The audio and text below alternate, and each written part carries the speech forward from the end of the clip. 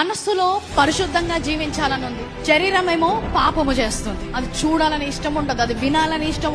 నీ సొంత శక్తిలో ప్రయత్నిస్తుంటావు, కానీ ఏదైతే చేయొద్దు అనుకుంటావో అదే చేస్తుంటావు. గొలియాతు దావీదు పక్క నిల్చుంటే దావీదు యొక్క ఎత్తులో గాని, బరువులో గాని, యుద్ధ సామర్థ్యంలో గాని గొలియాతుని జయించలేడు. ఆయన సొంత శక్తిలో గొలియాతుని జయించలేడు. గొలియాత్ని అక్కడి నుంచి తీసేయలేదు, కానీ గొలియాత్ని జయించే శక్తి దావీదుకి ఇచ్చాడు.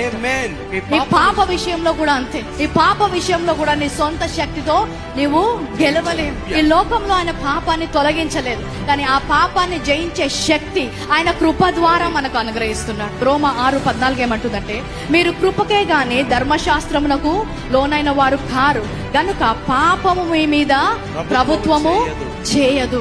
ఎంతో మంది నీతిగా జీవించడానికి ప్రయత్నించి ఓడిపోయారు. పాపం మీద అధికారము మనకిచ్చాడంట.